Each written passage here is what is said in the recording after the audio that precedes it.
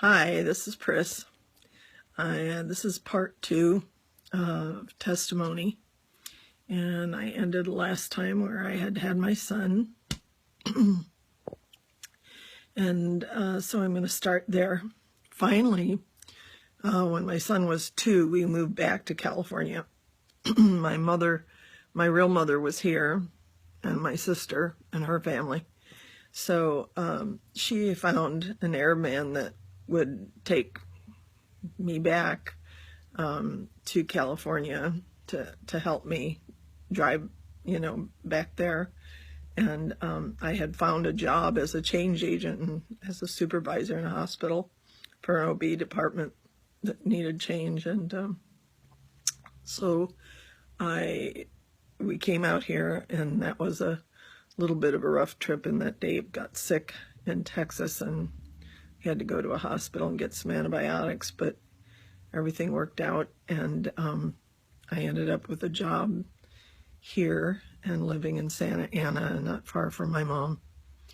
And I was able to put Dave in preschool near the hospital, and I had to take call a lot of times to scrub on C-sections because I was supervisor, so sometimes I had to carry him in as a single mom and, put him in the nurse's room to sleep for a while I came in and helped with surgery.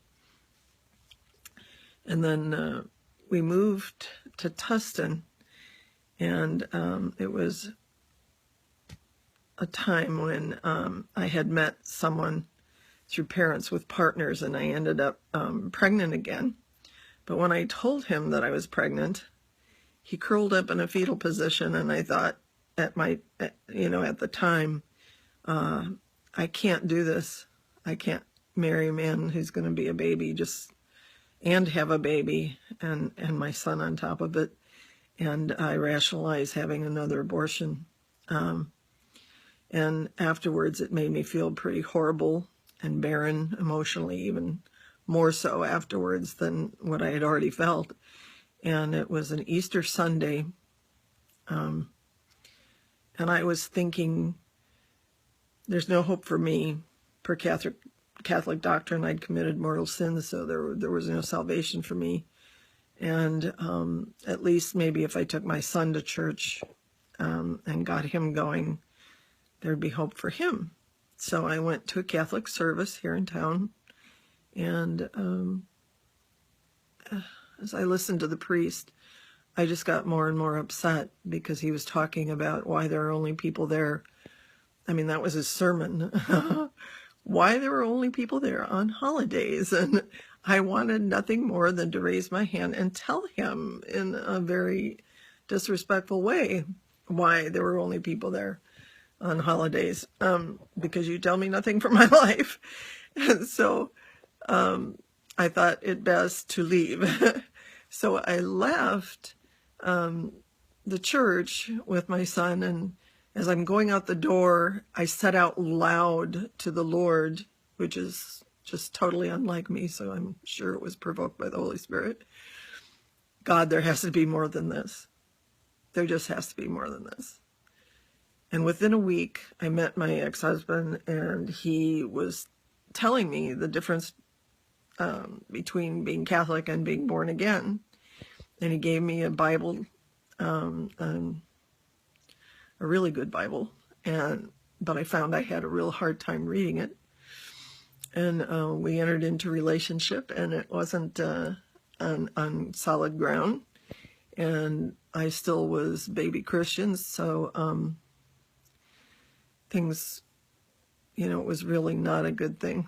It was really not a good thing. But I didn't know that I needed to depend on God for who I married or things in my life at the time. And then we ended up getting involved, and I ended up marrying him.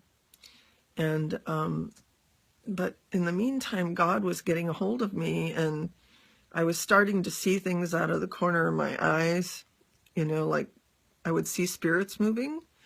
And it was kind of scary for me. And I didn't know what to do with that, and I just kept persisting in reading the Bible every day. I got myself an easier version to read, and because even with my education, I wasn't able to read the New King James Version that he got me, an open Bible, a really nice one. And so I got, the easy version, and I just read it daily. And we were involved at Calvary Chapel. And then we ended up leaving Calvary Chapel and going to Pentecostal Church after about a year and a half, I think. And when that happened, I got baptized in the Spirit. And I still wasn't speaking in tongues, although they believed in that was the real evidence. What happened for me was I started to speak and to hear the Lord, and we'd be worshiping, and I heard one of my wonderful memories at the time was to hear the Lord speak to me in the middle of worship and say, "I love you." And that just broke me, because even now to tell it, it's hard, because I never felt loved. So that was really precious of the Lord to do that for me. So my first evidence really was prophecy. It wasn't speaking in tongues. So I don't believe that it's always speaking in tongue evidence is the first thing or the only thing. I heard the Lord very clearly in my mind. People say in my heart, but I heard it in my mind. And some people in Hebrew, heart has a lot to do with the mind. So at any rate, after about a year and a half of going to church and being in the Pentecostal church, I had pursued after tongues, and I had to really read a lot of scriptures. I got some little books that were by an author. They're little tiny ones, and about the gifts. And one of those in particular was on tongues. So I just kept reading the scriptures and asking the Lord for tongues, and he finally gave it to me. And somehow I felt like he was just going to take over and I didn't have to do anything. So, and that can sometimes happen. But for me, it was just different. And I was still too in my head and intellectual, and having been a nurse, and also, everything, thinking logically and all this kind of stuff just was hindering me, and the Catholic background. But even with just reading the Bible for a year, and the worship was so important to me. It helped me put off all the depression that I came to the Lord with. And one of the kindest things that the Lord did for me as a new believer was totally pulling out of me all the sexual sin that was in my life. And I had no desire for other men. Once I married my husband, I had no desire for anything lewd or crass jokes or any of that stuff. But my husband was an angry man, and he'd been abused too. So it was a really difficult marriage. And he was a sexual addict, and I was just ripe to play into that because of my background, and needing love so bad. So it was very difficult. It was a very difficult marriage, and I realized later that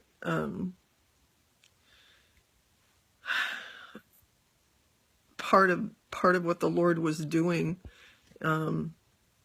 was training me, even in the midst of all of this, all of this stuff going on. I mean, seeing spirits and exposing me to people. He exposed me to people that came from a background that I didn't even know I had at the time. See, I didn't even know about the stuff with my stepfather and all of that at the time.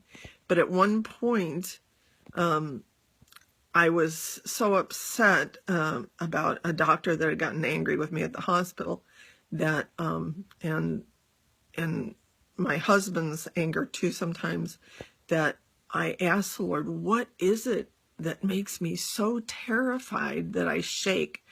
My hands would shake and stuff, and I'd be so nervous. And I have to know. I was telling the Lord I was really desperate, and he opened up my vision and showed me what had happened to me. And that was earth-shattering. I remember we were on our way to a fall, we were going to apple country with the kids.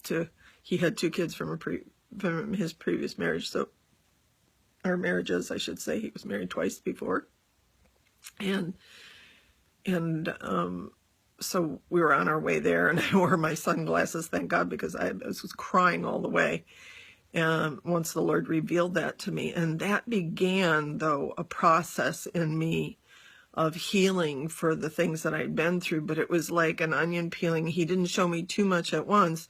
It was like a little bit and a little bit more and a little bit more and a little bit more over many years, because he knew how much pain there was, and God was so kind to me in taking it just, a step at a time, and then leading certain people into my life that would speak into my life, that would help reveal some more things and help heal me.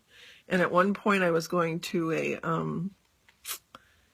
a church where Foursquare, and at that church was a woman who began to pray for me. She saw things that were going on prophetically in my life. I mean, she saw prophetically what was going on, and prayed for me. And at that time, I was really, really sick when I had, my husband had kicked me out. He was dating somebody else at work, and got tired of me being sick, because I had started getting really sick throughout the marriage. It just seemed like I got worse and worse. And so I had to come back and live with my mother, which was not my first choice, but it was like the only choice I had. And God wanted to use that. He wanted to bring some healing, and he in relationship and forgiveness and all that, because I still was hating my mom pretty much. So he did that. He, helped change me through these experiences. And in the meantime, in '89, it was that God began to speak to me more, and he'd wake me up in the middle of the night. I'd go to bed, and then around 3 o'clock, 2 o'clock in the morning, 4 o'clock in the morning, he'd wake me up and he'd give me these messages, and most of them were just scriptural. And then it just continued to kind of grow, and he would show me things that were going to happen during the day. And a lot of my ability to continue on, given all that was going on in my life and in the past, was worship. Worship was the main way in which I entered into prayer and to intimacy with the Lord. And so I would have it on whenever I could. If I went to the laundry room for a few hours to do laundry with, for the kids and us, it was in a separate room, so I would just take my little boom box out there, and I'd be playing laundry, and pretty soon the Lord would give me songs too. He was beginning to give me prophetic songs, and my husband was a worship leader, and played guitar and drums, so he would get songs, and sometimes I'd get words, and then he'd put them to music. And later on, the Lord would prophetically give me a song in the middle of prayer.